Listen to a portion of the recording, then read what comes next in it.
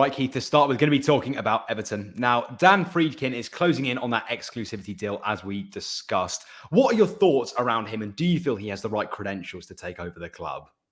Yeah, well, since we last spoke, I think I went through the runners and riders at the last time we had a chance to have a chat.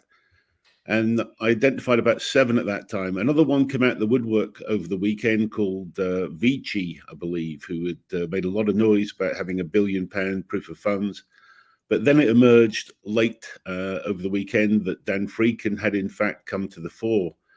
I'd mentioned last week that I really thought Friedkin was my personal favourite to win. I'd done some research on him at Roma through different sources, and it all came out very, very well. I've got to say he actually sacked Mourinho, which I think gives him huge brownie points from my point of view, because I don't rate Mourinho in terms of the way he keeps leaving clubs in the lurch. So he's listened to very good football people at Roma. He's taken on board people that have really understood football. He's given them the right resources, but he hasn't been stupid. He's run the club very well since he's been there, and that's been reflected on the pitch as well. So personally, he was my favourite, and I was so pleased when I saw him emerge. I expect a formal announcement sometime today, probably later today, hopefully, unless there's a last-minute hitch, which, of course, in football, we never know. But he should sail through the owners and directors test. I believe he will do what the Premier League had asked 777 to do, but they could not do, which is to pay off the MSP debt, give the club enough resources to get through for the next foreseeable period of time through the season, and also ensure the money is there to finish the stadium.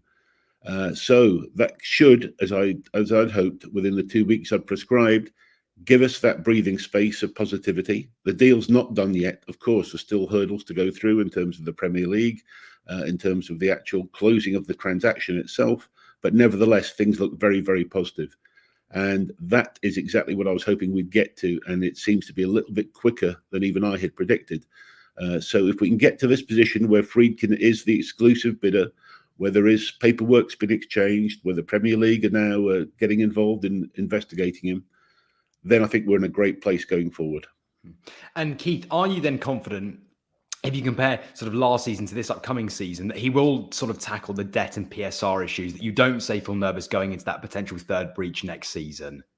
Well, look, it's difficult to, you can't do much about the PSR that's historical, obviously. But I think going forward, he certainly can, and he will do. He'll make sure that's a thing of the past. So as we go into this third, hearing, as we said, with yet another one about the interest and whether it's achievable or not for the, so it's allowable or not, sorry, for the Premier League and the stadium. That's one thing that has to be tidied up. Hopefully, the Premier League will see that there is now not a club in trouble. It's a club that's really going to be punching above its weight, hopefully, with a new stadium coming up, and it should become a bit of a showcase in terms of how Premier League clubs can get through issues and resolve them in some way. And may I say, with no great help from the Premier League.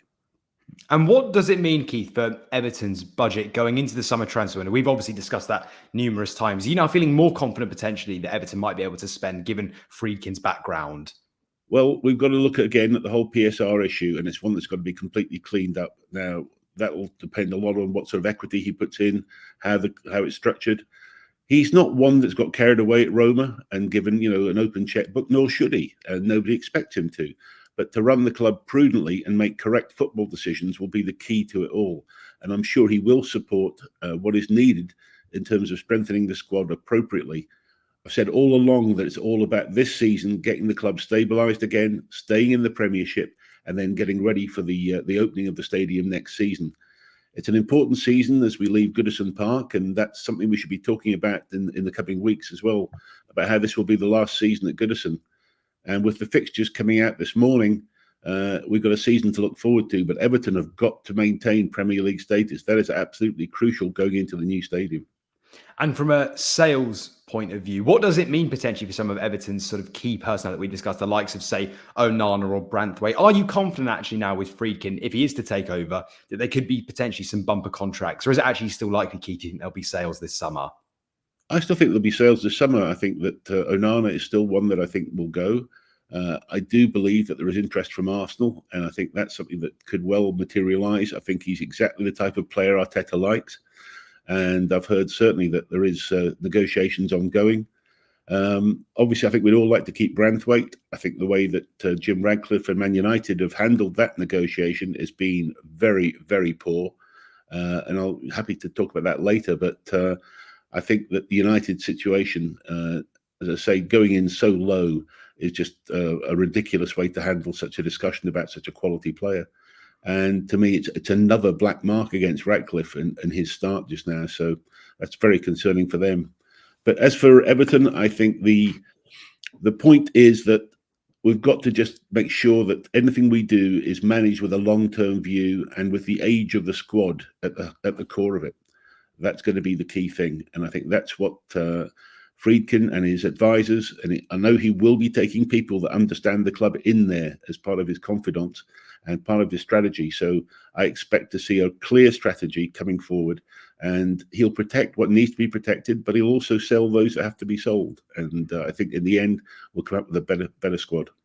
And if we look off field as well, Keith, we know there's a new Castor deal in store for the club, record-breaking £20 million per season. What is your thoughts on that news for the club? Well, that's great. I mean, look, of course it's great news. I mean, it keeps Everton where it normally tends to be. In every graph about everything about Everton, we always end up about 7th or 8th or mid-table, normally in terms of these sort of things. And we've been punching below our weight in terms of the kit deals for a while. I think Castori recognised that with the new stadium, there's going to be a big increase in publicity around Everton. There's going to be some great visuals around the stadium, and Castori are very clever. I think they've chosen a very good time to get involved.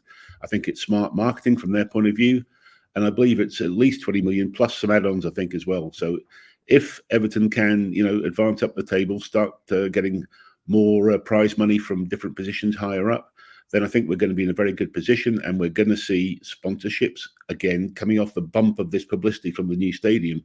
The new stadium effect, I think we're going to be back to where Everton should be, at least keeping up with the top 10 rather than falling behind continually.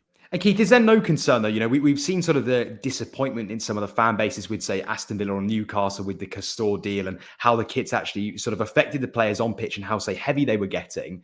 Is that a worry for you at all, potentially? Well, yeah, I did follow those cases, particularly at Villa. I noticed, the kit's getting heavy, the kit's ripping, and different issues as well. But I think Castor have learnt from that. I think pretty much that could have been a big disaster for them. Obviously, it was not great PR, but I do believe they're an agile company. I think they're quick enough to have learnt lessons. I don't think we'll see a repeat of that. I think they're also flexible and agile enough to be able to capitalise on opportunities like this. And I think so far the kits I've seen look fine. So overall, I think it's a good relationship. The two owners of Castor actually come from the Wirral, very close to me, and are local boys, and so they understand the importance of Everton in the Merseyside area. And so I think this will be a good partnership, and I hope it will go on and last more than this one particular contract. It should be going on, I think, this one for at least for a decade. So I'm hopeful there's some long-term stability and some great revenue coming in for Everton.